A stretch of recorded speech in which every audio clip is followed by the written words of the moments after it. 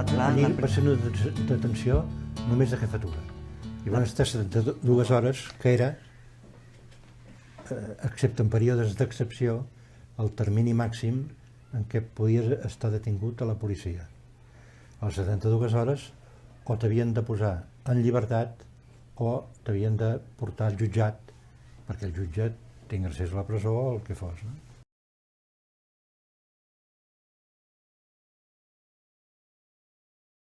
Perquè mentrestant els que havien detingut havien aguantat unes hores, com havien aguantat unes hores les pallisses per donar-me a mi temps de fugir, no? Però jo no vaig, aquí vaig cometre una imprudència, no? A comissaria vaig ser apallissat. Dic apallissat a diferència de torturat, diguem, pròpiament no van ser tortures, no.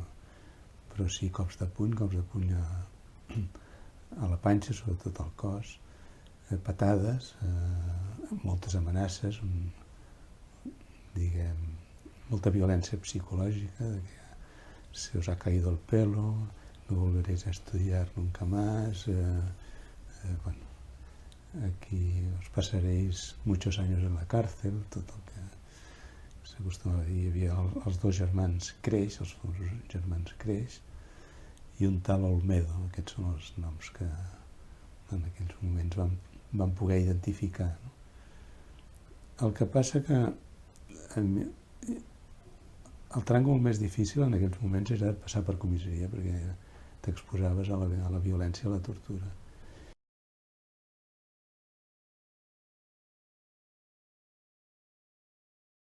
Em vaig asseure i em van començar a preguntar, jo dient no de tot, que no sabia de què em parlaven i tal. L'Olmedo va agafar, hi havia una làmpara d'aquestes de flexo, saps? I l'Olmedo va agafar la làmpara, jo tenia el Creix davant i l'Olmedo aquí al costat. I de sobte l'Olmedo agafa la làmpara i em fa així, i jo vaig dir, estic embarassada. L'altre es va parar l'acte, perquè tampoc el lío també. Va dir, això s'ha de comprovar. Aquí va venir la primera comprovació del meu embaràs, perquè em vaig passar una setmana que allí tothom ficava mà perquè anaven comprovant cada vegada si era veritat o no era veritat.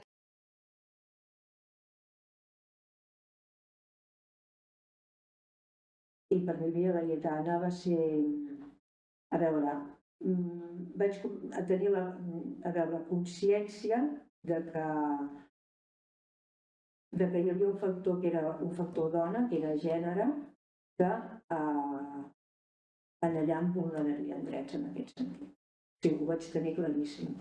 I que l'interrogatori no era només a nivell de preguntar coses, sinó com preguntaven les coses, com s'apropaven i com et tocaven al darrere.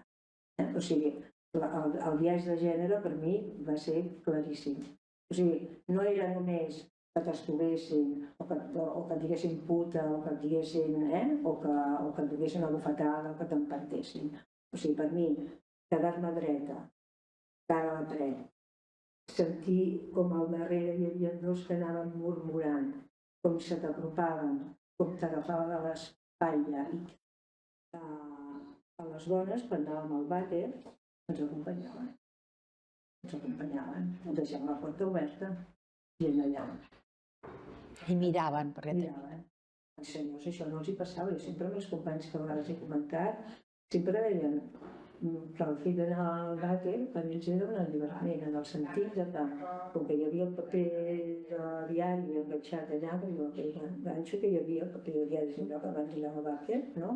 Agafaven un tros d'aquell i aquella estona que llegien els donava una sensació de normalitat. Nosaltres no. Nosaltres hi havia un paio que ens acompanyava i que s'estava allà i que ens mirava.